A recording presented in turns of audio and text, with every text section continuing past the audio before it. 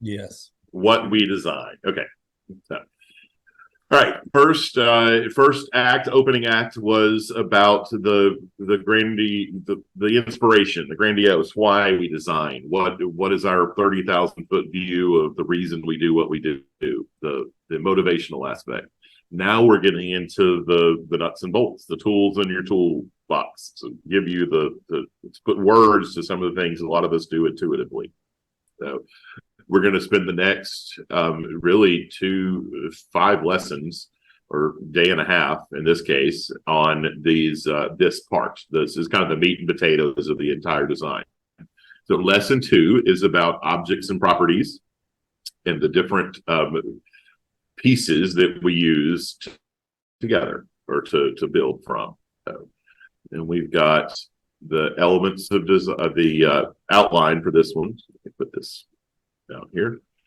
We're going to look at line and shape and color and texture and space. So that's but those are your basic elements of design. In any design book you read or class you take that's the university level, these are where you start. And that's what we're going to do.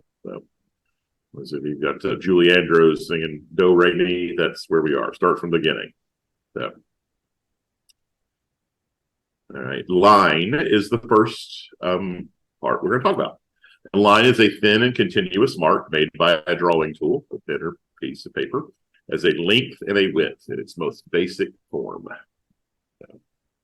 So, designers use lines to organize space, basically separating or grouping items.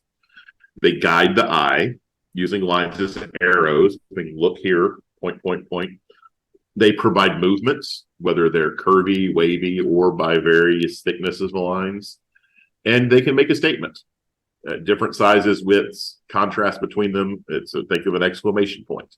So, then every designer, whether from Green Novice up to Frank Lloyd Wright, John Lautner, or anyone, begins the same way with a line on a sheet of paper. We all start at the exact same point.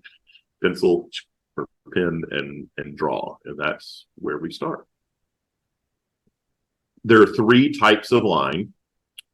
They're rectilinear or straight lines, and we've got curvilinear lines, and then we've got arc and tangent lines. And we're going to go through each one of those. So rectilinear lines are typically very structured, represent order and rigidity. Used in more formal or contemporary modern styles. So you get a lot of rectilinear clean line element to it when you are working with rectilinear. And as a rule, the longer the continuous rectilinear line, the more dramatic the visual effect will become. So if you can make a line and extend it out indefinitely or keep going with it, it makes a big statement as to what you're trying to do. Strong lines create strong designs. There we go. In rectilinear lines, there are different types. The first is perpendicular. And these are ones that are secondary straight lines that are designed to intersect an axis at 90 degrees. They terminate a view down an axis line. Actually, I'm going to show that here. Perpendicular line, show that is actually graphically. So when you've got a line that's going down a center line through there, and then it hits something and stops and goes either way, that's a perpendicular line.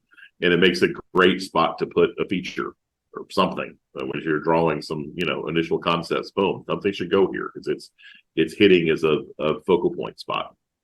An axis line is another one. It's the implied center line or mirror line of a design on a symmetrical design layout. It draws your eye out and across the space and demands to a desired emphasis point. So if I'm standing here, I'm looking across the spa, the pool, or the basin to something in the distance. So that's my implied line. It's not a physical line you see, but it's a line that you can physically feel it, even if you can't see it.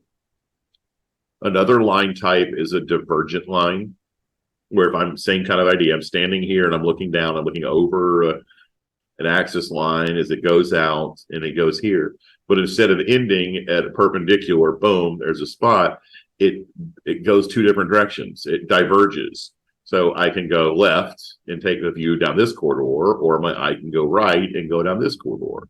And it's up to the designer to decide, where do I want you to go? Should I make one more prominent than the other? Should I not? Should I confuse them?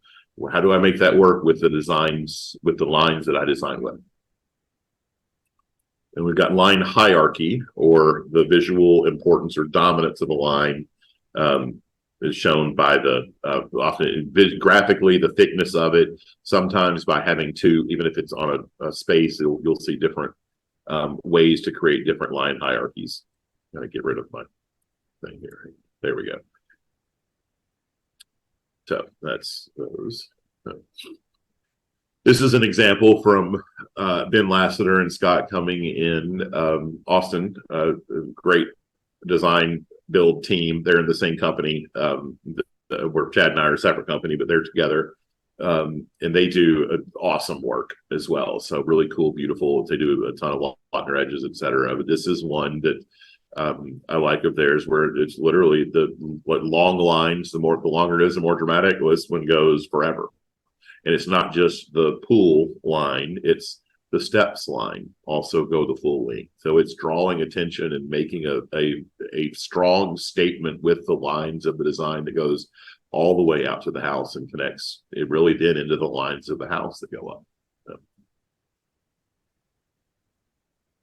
in contrast to that, you've got, this is in Dallas. I'm not sure if this is Mike Light or I forgot who this is, but short rectilinear lines create neat and clean. It draws your eye down and into the space. So instead of my eye going out and away on a long line, here all the short lines bring me down and make me feel like this is a comfortable space, distracting me from the fact that I'm in a subdivision backyard with neighbors and fences and everything else happening back here.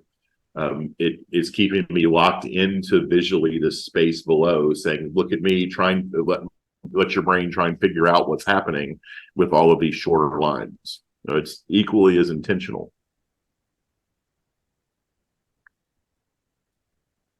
Rectilinear lines create interest, detail. So using wood is a great way to have some repetition of line, which we'll get into that later too. But you can see the lines as they tie in and make some interest in the space on that end. And this, I know, was a Randy Angel, really cool job in Dallas area.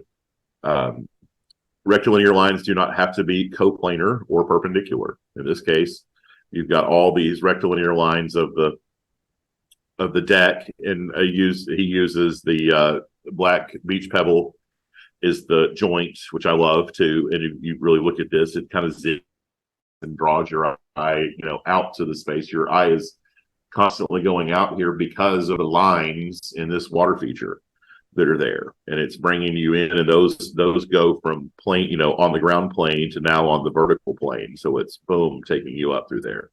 And here it's got he's playing off the same piece, that the location of this fountain feature is intentional. You look at what happened here of this, where is it taking you to?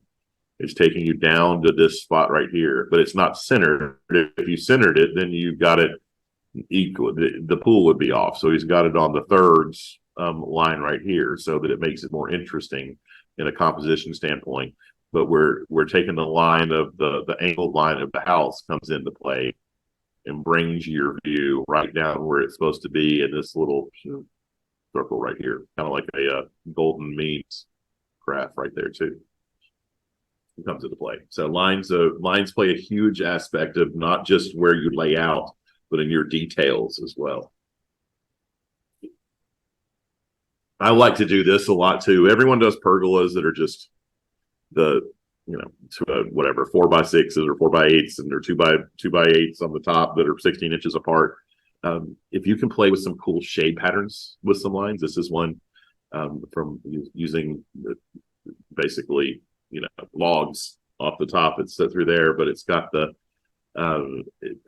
sun comes through and makes interesting shade patterns on the wall. So it's an implied line that's vertical as well as interesting. You see what that does. That's a wow factor element.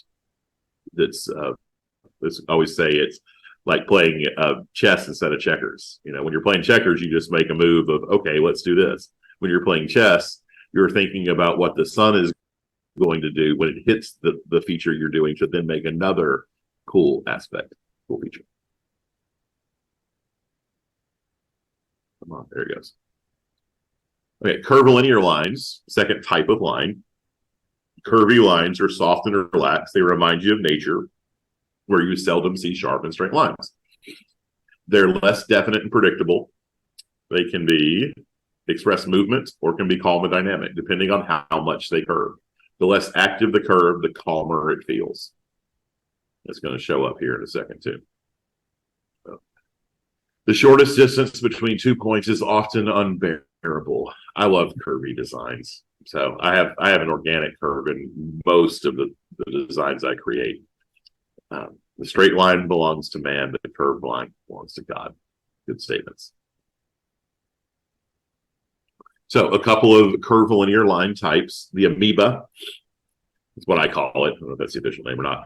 A series of tightly spaced compound curves, very dynamic, and they can look busy or disorganized. Where I've got a compound curve is one facing the other way. Let's say this down here. So compound curve, different size, different shapes. It makes an amoeba, and just a weird shape. So I'm not a huge fan. Some are done well with this, a lot are not. But the architectural organic curve, I always got the sexy curve. It's smooth and flows, and it's just calm and sexy, and it looks good.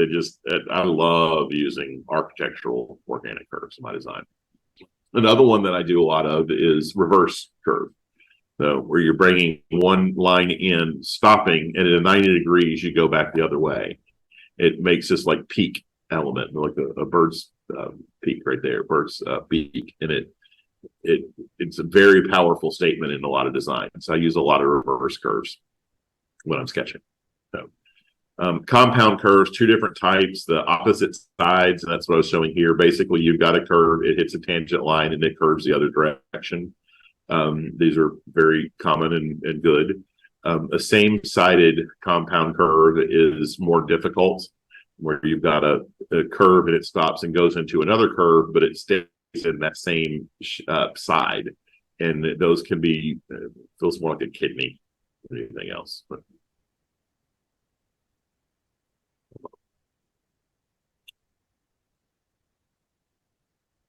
gotta put this where it's going away. I was blocking my view. Okay. Example of an amoeba curve is one here. I think this is Van Kirk's in Miami. Thoughts on this one? Not my favorite. It's busy. It's got a lot going on to it, and it's like, where am I supposed to look? Not sure that I'm wanting to look where it's trying to get me to look right there. I think I show that later as well. But an example of organic curve where it's that. Well, this is a Kurt Bianchi, and you'll see I am an admitted Kurt Bianchi fanboy. I love just about everything he creates. One of my favorite designers of all time, but and a good friend. So good dude. But these long, architectural space, that one long curve, man, that just draws your eye and takes you out, but it's not harsh. Love it. And this is one of mine from several years ago, reverse curve. So you kind of set component, boom, it's coming in, boom, hits a line, goes straight, boom. It's got these, it makes a pretty strong statements when you make reverse curves. But here's some amoebas. Shane LeBlanc, used to be out of Georgia. Now I think he's out of, I don't know if he's out anywhere, honestly, at this point, but I think he was out of Louisiana lately. But and he does some great, it's just such a gifted, talented designer. He does some really cool stuff. This was when he was in Atlanta area.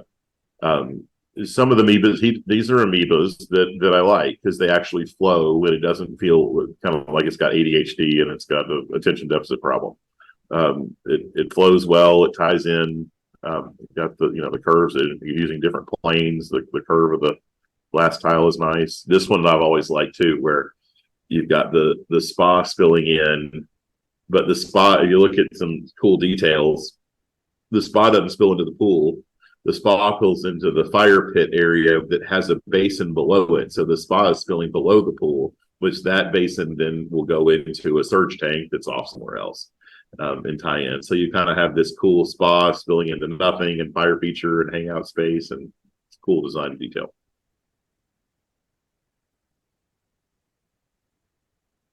couple of amoebas here. This one's kind of got a lot of curve, and I don't know that it has a purpose to it as much, and it's highlighted even more because of the green, the turf on the outside edge to it. It can feel a little busy, personal opinion. And this one's what I was saying for as well down in Florida. That's got that busyness element to it. Not that neither of them are wrong. It's just kind of different. Is there a reason? Is there an intent to not have something that flows a little bit more? I don't know. What's the one thing that you notice on this one though? What's the GPM of that thing? So that the rain curtain's coming out at a super high speed. So can't not see that. This is one of Chad's from years ago with a table, but it's a strong piece where that reverse curve comes in and, sexy swoops in and boom, changes direction and goes around and wraps around the spot and ties in. So it can be a strong visual as well. And the reverse curve can really open up some opportunities to be architectural. It doesn't have to be soft and natural or organic. They can create great architectural shapes. This is the Raleigh hotels, one of the famous one in Miami Beach. I think Brian Benbauer did this years ago. Took the original pool, and you've got all these shapes. And this kind of, I think it was Gerson someone else asked this question. I think, what is it when you're sketching? What are you drawing? And I'm just doing kind of right now what I would do. I'm just kind of keep drawing on top and drawing on top and then drawing another line and then see if it works. And just when I do especially some reverse curves like this, these S curves, I'll do tons of those and then see how they line up and see what it looks like. This is kind of a cool shape. And maybe that S curve then goes into another S curve and plays in, you start building on the curves. And then the infamous Cipriano pool up in New Jersey, the violin pool with the lights and the strings. Yeah, Cipriano did this pool right here, if you could see it. What's that? Okay, I got it. Yep. Is it up? I gotta. Yeah, show me later. I can't get out of the thing right now. So I'd like to see it though. Cool. Organic lines, curvilinear organics are a staple of Kirk Bianchi's work.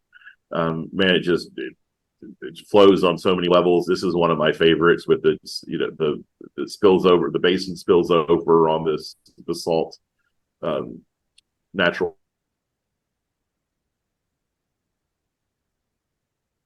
stone, not quite touching. It's coming in at a different angle. Some more of his, two more of Kirk's that just flow in so many different levels. He's excellent at that, and I'm a fan. Another one here, it's got straight lines and curve, but that long, instead of just making the whole thing rectilinear, that long curve on the backside makes the whole thing feel like it fits in the natural space that it's where it belongs. Marco's design group in San Francisco area. I've always liked this one. The shapes on it, just the way the lines flow, it ties in and then wraps around, and you can just see how that ties in nicely. And this is a detail you don't see a lot. It's a Lautner edge into a beach entry, which is cool. So you're actually bringing the water all the way and then making that line be prominent at the transition space at the same time. That's a pretty cool detail. And then you can get more into the amoebas ideas again. And sometimes that can be really cool, like almost a pool within a pool and resorty feeling, and, kind of, but that be like a river that's tying in. Anyway, there's some interesting ways to make vessels that are not like everyone else. So, and third type of line, arc and tangent. Combine the two types above, linear and curvilinear, into one very effective style. I use a ton of arc and tangent lines. So they appear very structured or architectural, if they're heavy on the line segments, or they can be loose and organic if they're dominated by the curved segments. So here's an example of that. In architectural or arctangent line, it's got primarily tangents through here with a few arcs, so it feels like it's an architectural thing, but then it has one long curve. So that's a lot of what some of the Bianchi pools look like. Or a more organic arctangent line is where you've got it's heavier on the curves. It's got a lot more curve to it with just the arcs or the tangents or the connectors. So two different looks, but it's the same type of line that's creating it. It's another one of that Shane did in Louisiana together with Mike Webb, a super great guy. I had Mike work on with me on a big project in Arkansas several years ago, and it turned out really nice. But what I like about this, and this is something I do a good bit of too. This is the house you can see is very Southern traditional, kind of antebellum to an extent, with the big porches and Natchitoches, I think is where it is in Louisiana. Spell that and say it. It's a difficult thing. But in the distance, you can see in this picture, there's a river, very real natural, everything is loose and organic as soon as you leave the house. So we're going from Southern stately formal house to natural riverbank with alligators right out there. What style do we use? Should I be formal? Should I be a rectangle and be traditional Southern look to it, or should loose like the river that's right behind it and flow? Well, the decision they did here, and I love it, and I do this a lot too, is let the pool be the transition between the two. Up against the house, it's got some clean lines. I'm not trying to make organic or amoeba curves up against the house. It doesn't feel like it would flow there. But at the pool, the center line, it then transitions to be very curvy on the backside, where it's got where the river is coming into play in the natural space. So you've got arc and tangent playing in two different spaces. And here it's not, you're using that arc to sort of set the tone for what the back half is going to be, but it's primarily tangent against the house. And then it goes to almost all arcs when it gets natural. So it's a good way to use the pool as the transition. Mike Farley, a good bud of mine too, also in Dallas. This is one of his pools, won a few awards a couple years ago. But he uses arc and tangent here on two different planes. If we look at the pool itself, it's very tangent, tangent, tangent, and then a big arc through here. So it's kind of got that kind of a cool space.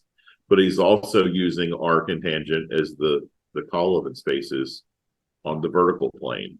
So don't just think ground level when you're thinking design. Think how things look on the vertical as well. It makes a huge difference. And you can also see the sight line that's coming right through the middle, through here, through there. Goes through the rain curtain into the fire pit that's intentionally placed right in the middle beyond. So it's drawing your eye from the house and what you're doing all the way out, not just to the pool, but beyond the pool. It's good design. Hey, Jason, sorry to interrupt you. Yes. Can you there's somebody in the waiting room. Can you let him in? Oh, let me see. I didn't see that. Hang on. Thanks. Sorry about that. Oh, you're good. Hang on. Oh. Admit. There we go. Okay. Got it. Thanks. Okay. Hey, Greg. How are you? There you go. So this is one of mine from several years ago here in Atlanta. Same thing. I had a true modern farmhouse, like what everything is now. It was heavier on the modern than the farmhouse, but that was the style they're working with. But instead of just doing all rectilinear through here, just rectangles, rectangles, rectangles everywhere, I wanted to soften it up to give it a little bit of a natural feel, especially with the turf area that's back in the back. So I took the square and just softened it with a radius. Boom.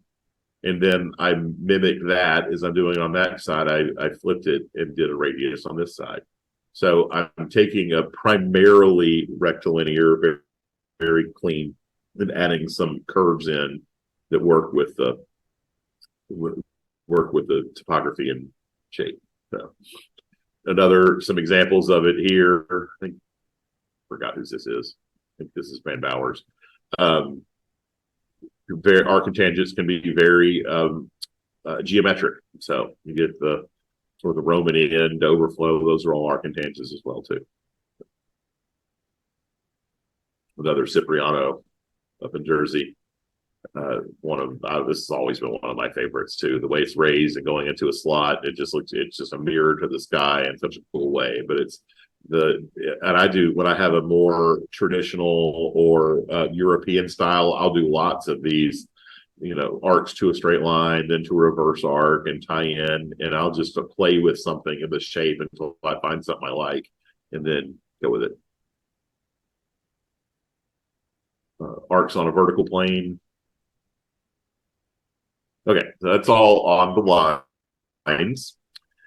Shape is basically when we have an area that is formed when both ends of a line connect to each other. So you're closing the line and creating a shape with the line itself.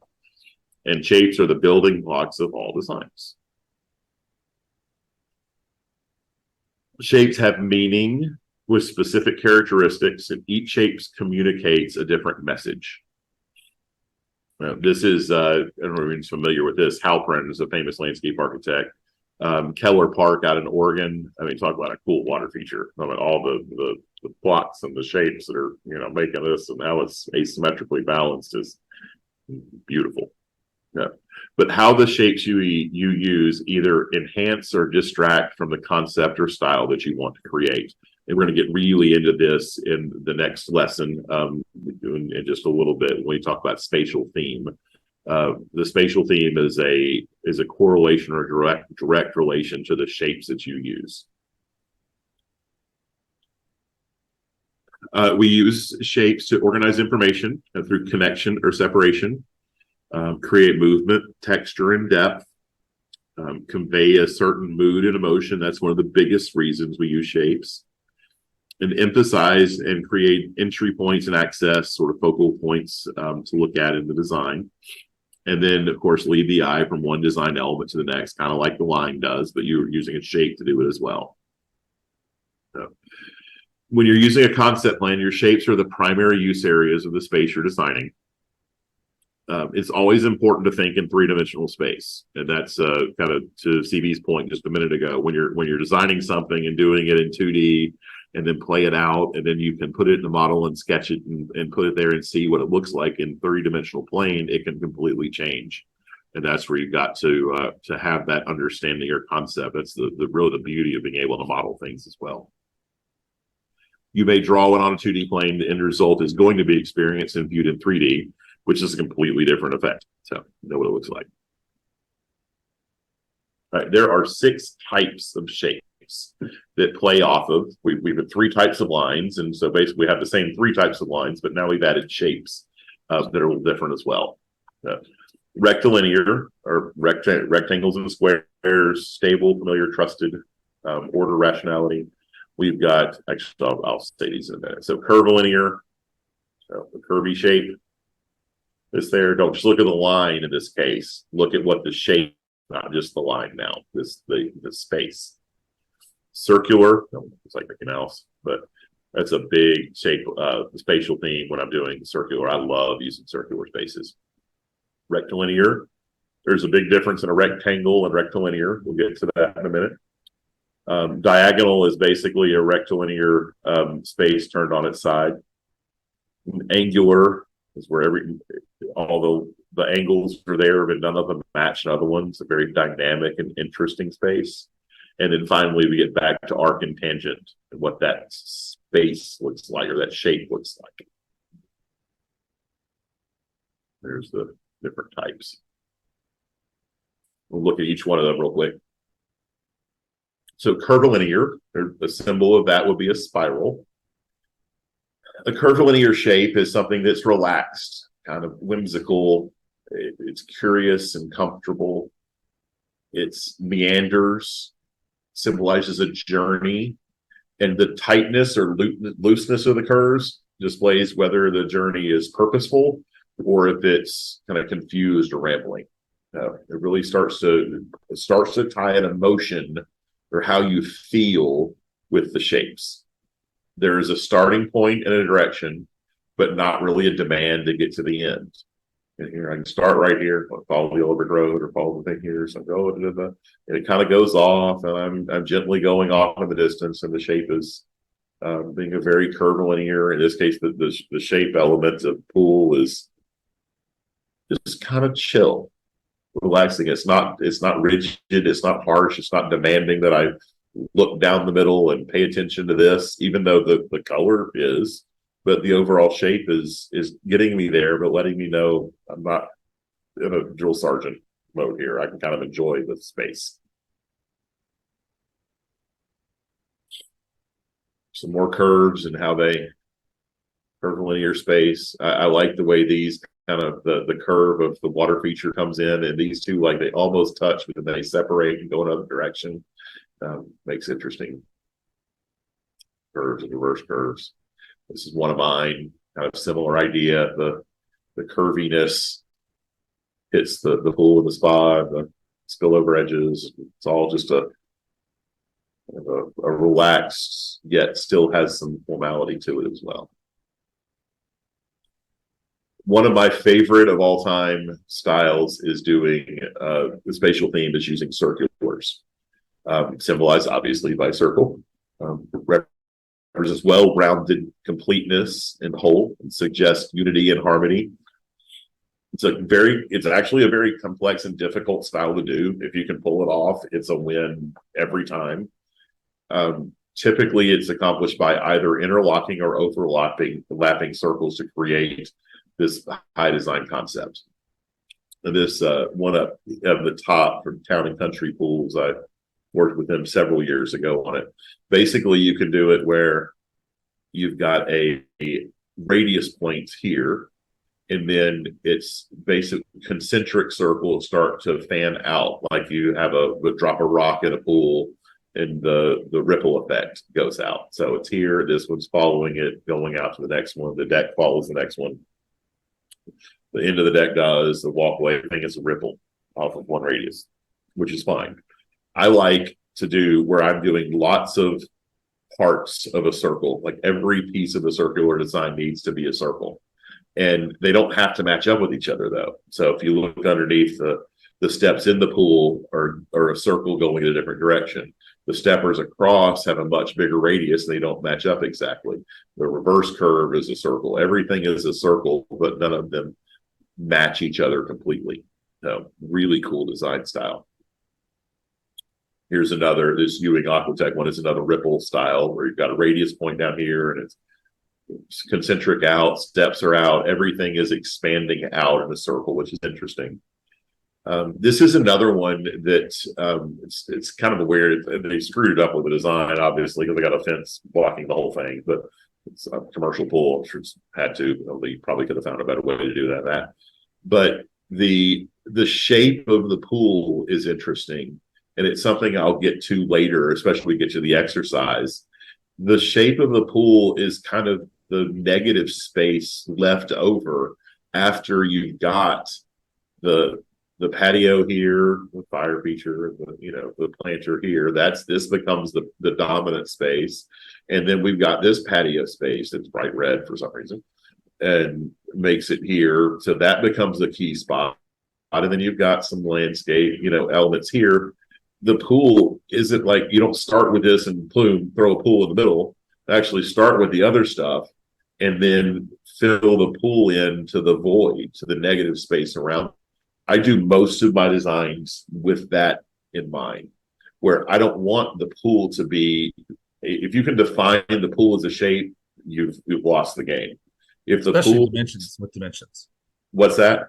Especially when you use dimensions. Oh yeah, I'll get to that joke in a minute. Correct. So, so where it's the negative space in between, you can't tell what it is, and it becomes it just feels like it grows organically out of the space in a really cool way. So I love doing this type of a pool. This one's one. Danny Wang is the first picture I have of his up here. There'll be many more. I don't know if y'all know Danny or not. He is quiet and mild and a rock star, actually, designer. He's got like 2 million followers, or not that many, but tons of followers. And big on Instagram and does his stuff. But he's like this small, quiet Asian guy normally. So just when you get to know him, but a good dude. But he only worked, like, used to only work within about a 3 block radius, because in wherever he is out in California, that's where all the multi-millionaires, billionaires live. But this is one of them that he did. We talked about it one time. I was looking at this, saying the circular aspect of a design, where it's, the radius is here, the ripple effect is all coming out and tying in, and then you've got some different circles that come in there too. But everything is a version of a circle in the entire design, other than the connectors that tie it together, which are unavoidable in that case. But we were talking about it, and then he started laughing a little bit under his breath. He's like, he didn't want to tell me. I was like, what's going on? What are you saying? He's like, does this shape look like anything to you? I'm like, I don't know. I mean, it's cool. It's a circle. He's like, my client on here was the guy that invented Pokemon. No, this is the Pokemon pool. So when you look at it from above, you can see the Pokemon shape. So another one that I've always liked, and I showed this at the beginning, it's the circular. Now we're breaking down the parts again and seeing it. But when you have a circular theme and circular shapes in here, you can see this is a part of a circle. Its radius is somewhere over here. This is a part of a circle. Its radius is over here. This is a part of a circle. Its radius is over there. This is a slightly different circle. There's the circles within the circles. Even the little cacti pieces are circles within the circles. It's all circles, but none of them match up intentionally. And it makes this really super cool, organic, kind of punctures through and heads different directions. You don't quite know what's going on, and that's a good thing. This is obviously, casino entrance, but it's a really cool water shape. All right, rectilinear, symbolized by squares and rectangles. The stable, familiar, trusted, and structured. Everything's based on right order, right angles, and represents order, rationality, and formality. This is easily the most commonly used geometric style and shape. So, I'm not a huge fan of it because everyone does it. Although I've done plenty of rectilinear designs. The one thing that I always made the comment earlier, and I'll say it again, there's a big difference between a rectangle and a rectilinear. In a rectangle pool, you're basically trying to throw all the crap into a rectangle. Your spa, your tanning ledge, your steps, your beach, all the things have to fit within a rectangle. And it feels crowded and busy, and like it feels like you're trying to shove a bunch of crap into a rectangle. But a rectilinear can break outside the mold and get out where you've got an offset. It sticks out, it raises up, it comes off a little bit. Here, this is one from not Danny. This is Kurt's. That's Dave Peterson's with the. And this is always cool. The lines. I bring this into the picture online. It's on another presentation, but the lines of the steps go through the acrylic panel of the pool and turn the steps, so it turns into a really cool piece. But this is Randy's. That's what I was going to say. But you see, it's not just this rectangle. It's got some offset pieces, and that all the offsets on vertical and horizontal plane make it very interesting. So you can start to pull the pieces apart and give yourself some interest. The steppers, everything ties in as rectilinear theme. Diagonal is next, symbolized by triangles. Shapes serve to direct movement based on which way they point. And they serve as a deviation point from a center axis line. Still represent formal and structured, but add some movement across an irregular site. One of the main reasons, and this actually is a pretty good representation that I think angled is when I've seen it. It's not very common. Is when I've got something like two neighbors next to each other in this case, and typically you would just deal with, well, they're going to basically be on top of each other in the middle because the houses are close. But in this case, if I angle my design and go at a diagonal, excuse me, and go at 45-degree angle, then this house takes advantage of the borrowed scenery, again, from the Japanese design space, of using the open space of the neighbor's yard sort of as their own. And vice versa here, instead of doing, the house comes out here in the piece, so they've got angles. They're basically using the open space of each neighbor as an asset for themselves, instead of just trying to shove it all straight out the line and having a big fence and making everything still small. I don't know this project here on the left, but that's what I imagine is the same thing going on, just by the cues the site is giving me. I've got a big, very nice house that's sticking out, and it's like everything is kind of pointing out this direction from the house. The windows are, but is it a 45-degree angle and going out intentionally over what I'm assuming, and pretty sure is this case, a nice view, because it's got an edge spilling over. So that's going to be nice through here. I have a lot of room here between now a fence on this side. So my assumption is there's probably another house or an ugly something right here, and they fenced it. But instead of having this huge house that just stares at the ugly and the fence, they laid the entire patio and everything out on diagonal. So it's moving your eye towards a desired space and away from undesired space. So really good use for a diagonal design. Some other, again, tight, you can see from the overhead, tight spaces, trying to maximize use and create some 45-degree angles. And you see a lot of the diagonals with the turf, more of the European formal design with turf and steppers and coming into play in 45s. But the big difference there, diagonal is an angle that's on a 45-degree. It's basically a rectangle turned on its side. The big difference from that is angular. And other than circular, angular, those are my two favorites to design with. So, symbolized by a trapezoid, represents dynamic tension and action and aggression, direct movement based on the way they point. It's a very unusual form. It portrays progression and direction and purpose, and demands you pay attention, and you're trying to figure out what the hell is going on. And like this was one, I think, in Greece, if I remember right. And no one line matches up with each other, and it feels kind of tense and interesting and curious. And where should I look? Should I go here? Should I go there? Should I, it's like a journey that you're traveling as you go through all these different spaces. Really cool. It keeps you engaged. And one thing I teach in the advanced design class is the psychology of design. Your brain is always trying to figure out what's going on. And typically it can figure something out instantaneously. But if you can make your brain slow down and stop and make it take some time to figure out what's going on, it doesn't process and move on. It keeps trying to go back to the space and figure out why this isn't working out. It's trying to work out the details. And if it can't, you stay engaged. If you stay engaged, it's interesting. So the more interesting you can make a space, the more your brain stays engaged, the more creative the space is going to end up being. No, this is in Santorini. Angled, instead of just squaring it off and kind of losing the bay, it's got all these angles that tie in and makes a super cool space. I'd go there. Steppers don't have to be all squares. How fun! A little design detail, but we'll step across these different stepper platforms on different levels and connect.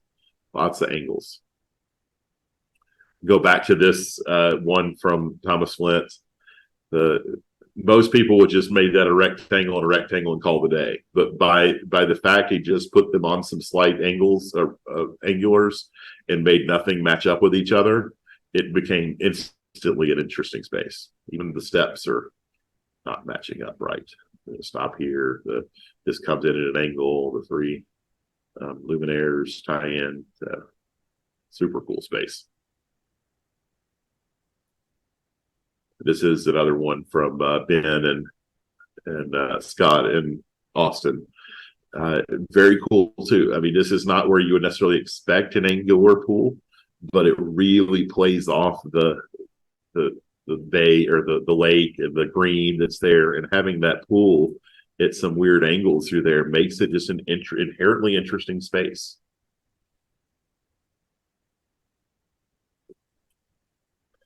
Couple of details to watch for anytime you're dealing with water shape and really angles in general. It can be concrete, hardscapes, etc. Avoid getting acute angles. And acute angle, that's when immediately when I see something, I'll draw a red circle around. Nope, acute angle. Nope, don't have a space right there. That won't work. In concrete or in decking, they'll crack. In a pool, you can't clean it. It becomes problematic spaces. And you can see here, they like this pool should have come to a point right here, but instead they didn't. They brought it in and got rid of the acute angle by cutting a curve into it and making it a 90. But they didn't do it here, at least in the pool itself. They could have closed that probably a little bit more, but it comes to a point on this side, even though the end of the pool doesn't tie in. But acute angles are something you try and avoid whenever possible, with the exception of this. And I'll ask this question a lot of times. This is another Danny Wayne art piece. It ends in some acute angles through here. Is that a good thing or is it a bad thing? Is this a mistake or is that intentional? Intentional. In this case, this was the guy that invented LASIK eye surgery.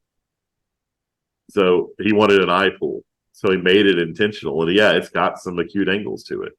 And he's coming all the way, to an eyelash, basically. So he made it an art piece. So the concept trumps the rule of saying never have an acute angle. Sometimes you know the rules and know when you need to break the rules, and you break the rules in this case because it's creating a specific high design art feature that requires some bad acute angles down here. Now you will see on the end down here, he mitigated that. It's only 6 inches of depth right there, and a step 12 inches right there. So the pool doesn't all go to acute angle and get the cleaner stuff and all that stuff, but the entry works out well. Kind of a cool. I won a couple awards for years ago. Okay, we're moving into color. Object properties, part 1 is dealing with color. The main color is when light at different wavelengths strike our eyes. It has 3 primary properties: hue, value, and saturation. Hue is the name of the color, as in it's red or blue or green. The value is the lightness or darkness of the hue, fire engine red or mauve or lime green or whatever. What's the value is the darkness and lightness of the color. And saturation is the strength or intensity of a color. So whether it's super in your face or more beige.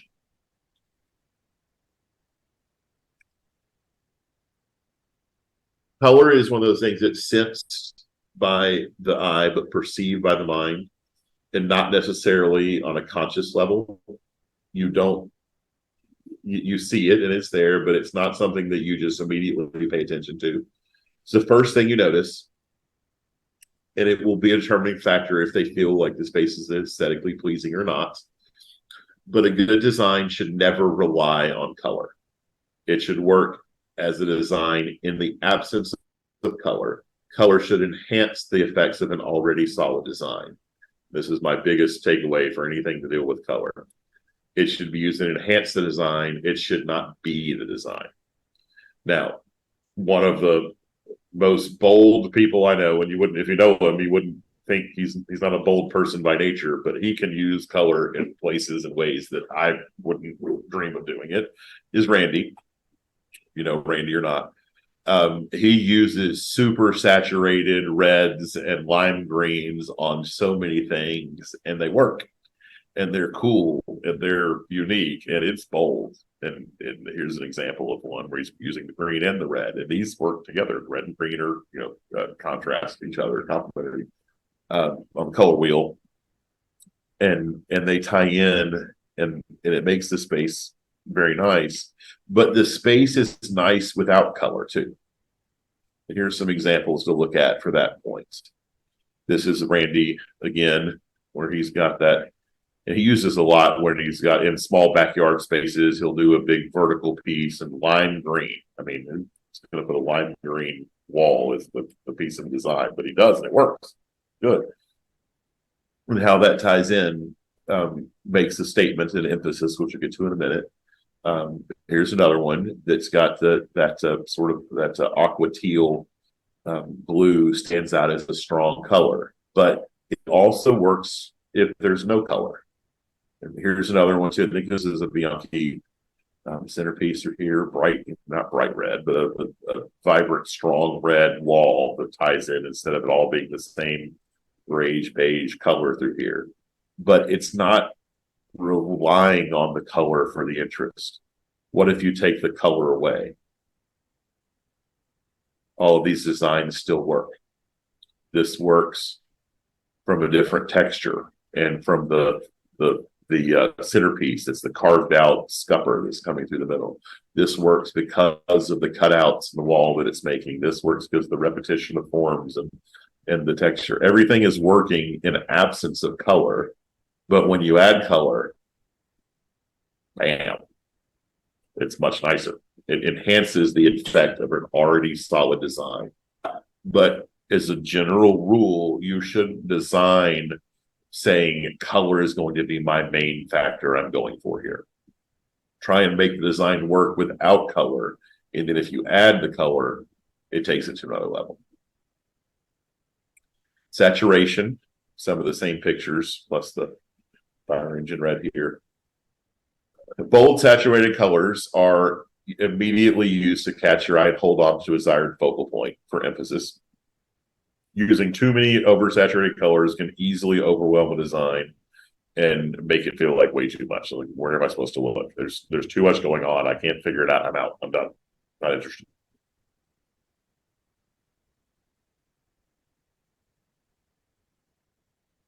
So one of the first things you notice, I've said all this, do not rely on color, should enhance your design. Monochromatic, that's what I was trying to get to. The different shades and value of a single color used together create an interesting and harmonious design. I love using lots of different colors, harmonious or monochromatic colors, especially in landscape, where you've got your main background shrub will be a deep green, and then you'll have a sort of a lime green near it, or a silver green near that, or a dark to light. You have all these different versions of green that come in that just make it interesting on a lot of levels, yet it still feels like it's very harmonious, relaxed space. This is a picture when I was in Japan back in August. They're very big on using texture for one and monochromatic colors throughout. And a good example of all the water has a green, the grass has a green, the shrubs have everything's got a little bit different green to it, but it's all blends and feels like it's just zen space. That's what it is. This is an example of the landscape: the yellow green, or the silver green, the darker green, the medium green, the Kelly green. All the different greens come in, but they're in the same family, but they're all slightly different. It makes a very interesting landscape design. If every plant is the same color, it's lost. Your eye glazes over and you're done. All right, we're gonna go through texture. The visual or tactile, the touch, the quality of the tactile quality of a surface of a shape. This was another picture I took in Japan. The texture on this was amazing. Common textures are rough and smooth, or coarse and fine, or matte and glossy, different ways the surface feels. And I will say that this is emphasis point. Texture is one of the more underrated elements. It's not someone most people think about immediately, but it's really the key to a great design. It's the teeth of design. It's not as obvious as color or definable as the shape, but it creates interest. It demands you experience the details of the design, not just glance at it and move on. And it goes back to the psychology of design where your brain is trying to figure something out.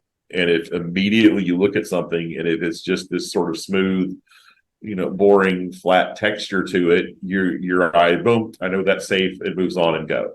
But if you have a space that's got some of the Mexican beach pebbles or the rib basalt or different material, in this case, um, the ornamental grasses are coming in, as an interesting texture. The water breaking down a multi-tiered retaining wall. All this stuff adds really cool texture space that makes the entire space interesting. If you can master texture, you will inherently create unique projects. This is a picture I've been using for years and I've liked it, but imagine take something away. Let's say this is just a pool is right here and this is just not there or just decking. This space loses a lot of its punch and its impact. But by having this gravel base, basically beach pebble, and you look at this, it's not a spillover edge, it's not a surge tank base. And this has been pulled, I think this is like from the 80s or 90s, it's been there a long time. Having that base in there with that texture it's what makes the design come together and makes it interesting. Everything in design is similar. Our eyes have a hard time focusing and they glaze over. Texture makes the most important items pop. And you can use texture with all of the elements: water, stone, tile, wood, metals, landscape, everything. And texture is the quality that takes a perfectly fine design up to an enviable level. Hardscape surfaces, another good way to use texture. These gabions with the stone inside. I mean, it's instead of just using a stucco wall, that's a super cool thing. The paver, the beach pebbles, the black pebbles, the Japanese pebbles here in there add just tons of texture. Makes your eyes stop and see it, experience it. So don't just use what everyone else uses. Find a way to make an expected feature more unique and interesting. In this case, retaining wall.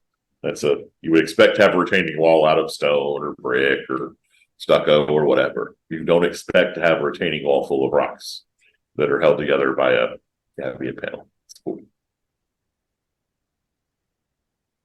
Danny Wang uses a ton of textural contrast, and I use a lot of these now. This is the island stone, that basket weave or the V parallels material.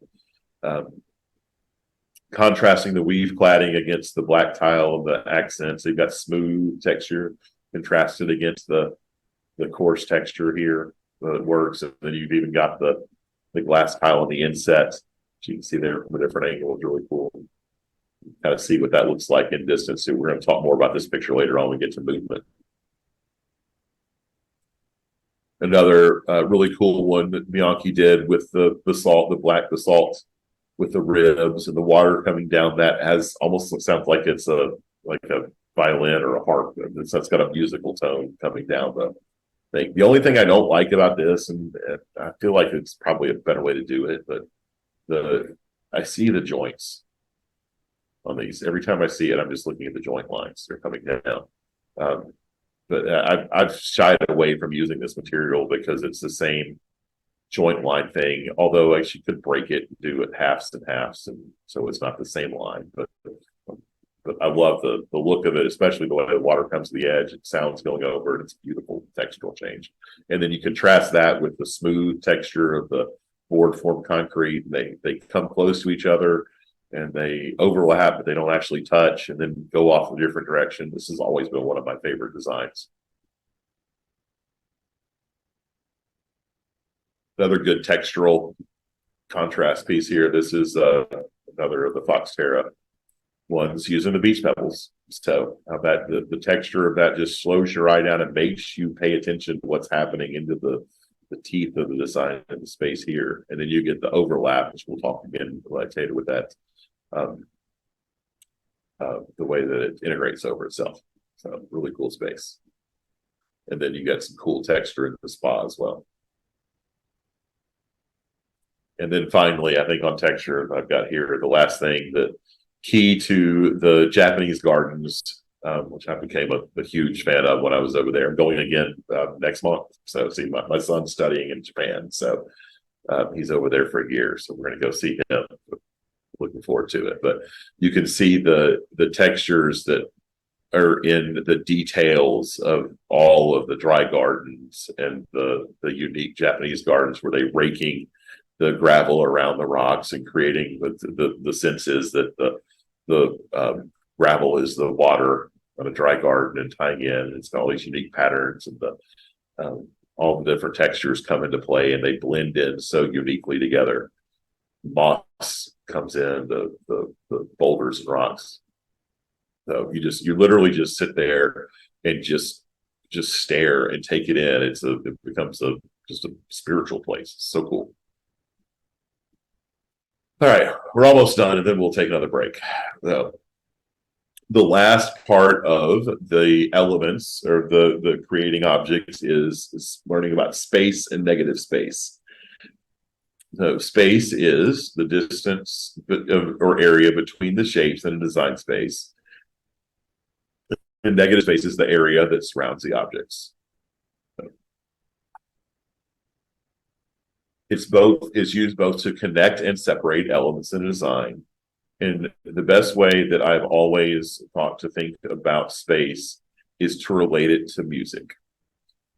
Notes in a musical composition have a defined space around them. They create the desired sound. Without space between your notes in the music, all you have is noise. And for an example of that, in orchestra tuning, got some good notes. You can make out some good pieces of the spec of orchestra. But there's no space between them. They're just playing over on top of each other.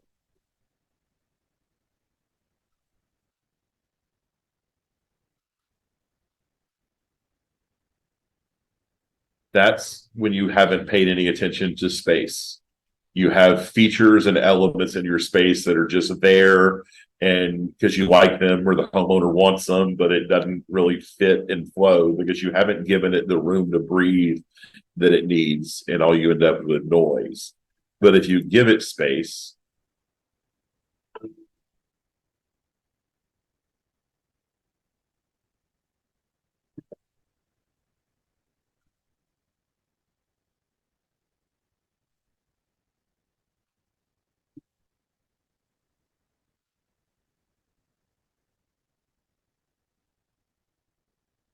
now all your project elements sound good together. They're intentionally laid out to work as one. Oh, not again. Stop. Okay. There you go. So in the reverse of that, negative space is a place for your eye to rest, which it needs to absorb the message you're trying to communicate. Like if I've got interest at this firebowl and column and piece tied in here, I've got some negative space around it. I'm not trying to jumble up something all on top of each other and block. I'm letting my eye rest and move to the next thing it wants to see. So, negative space creates balance, typically asymmetrical balance, which we'll talk about really next. If negative space is not considered, the space feels jumbled and haphazard, just a bunch of noise. And really one of the main concepts, and we'll get into this later too, is less is more. Just because a homeowner says, I want all these things and do a punch list, doesn't mean that's what they should have. Designing a space, think about what truly needs to be there. Omit everything else. Be the movie director that's willing to cut the scenes that may be really good scenes on their own, but if they don't add to the plot of the movie and don't really emphasize the overall experience, then getting rid of them is the better decision to do.